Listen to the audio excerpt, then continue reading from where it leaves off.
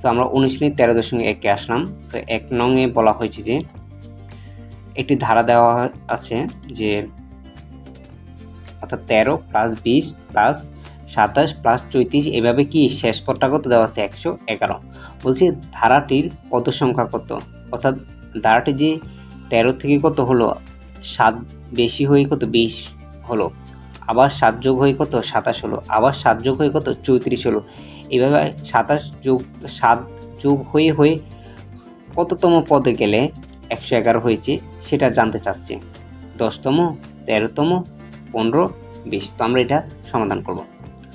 তো আমরা লিখব প্রথম পদটা আমাদের কত, প্রথম পদ আমরা জানি এই দ্বারা প্রকাশ করা হয়।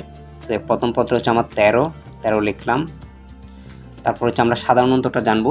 সাধারণ অন্তরটা একটু আমরা পড়েছি যে টি দ্বারা প্রকাশ করা হয়, আর সাধারণত হচ্ছে যে কোনো দুইটি সংখ্যা, যে কোনো সংখ্যা এবং তার পূর্ববর্তী সংখ্যার পার্থক্য।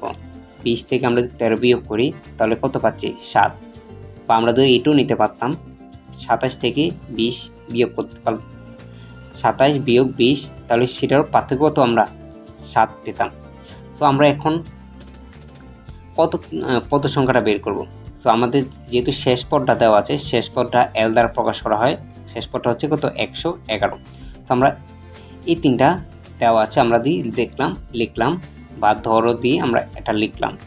লেখার পরে আমরা জানি সর্বপ্রথম সূত্রটা কিন্তু আমরা শিখেছিলাম কি nতম পদের সূত্র। nতম পদের সূত্রটা কি ছিল Tn = a + n - 1 × d।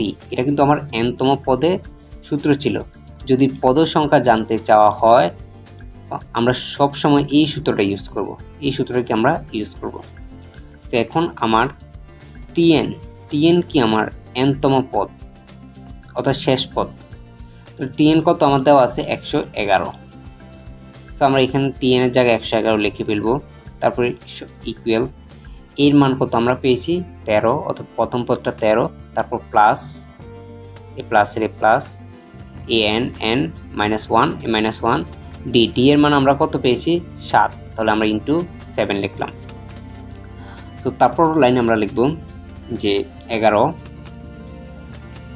যেহেতু 111 এটা যেভাবে আছে এভাবে থাকবে, তারপর ইকুয়াল প্লাস 13 এটা যদি আমরা ইকুয়ালের ডান পাশে নিয়ে আসি, বাম পাশে নিয়ে আসি, তাহলে কি যেহেতু এটা ডান পাশে প্লাস ছিল বাম পাশে আসলে কি হবে এটা মাইনাস হয়ে যাবে, তাহলে -13 = n - 1 × 7। সো তারপর লাইনে আমরা দেখলাম 111 থেকে আমরা 13 মাইনাস করলে আমরা পাচ্ছি কত 98 n - 1 × 7। এখানে 7টা যেহেতু মাল্টিপল আকার আছে তাহলে এটা 98 এর সাথে ভাগ হবে, তাহলে কত 7 দ্বারা যদি আমি 98কে ভাগ করি, ডিভিশন করি, তাহলে আমরা কত পাচ্ছি 14। তাহলে 14 যেহেতু n - 1 = 14, অর্থাৎ এটা দ্বারা ভাগ হবে, তাহলে আমরা পাবো কত 14।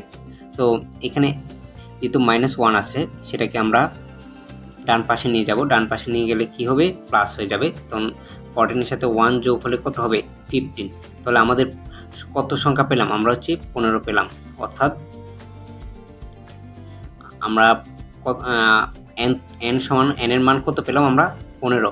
তাহলে আমার পদ সংখ্যাটা কত, পদ সংখ্যাটা হচ্ছে 15, অর্থাৎ এইভাবে এটা হচ্ছে 1, এটা হচ্ছে 2, এটা হচ্ছে 3, এইভাবে 15তম পদে গেলে 111 আমরা পাবো।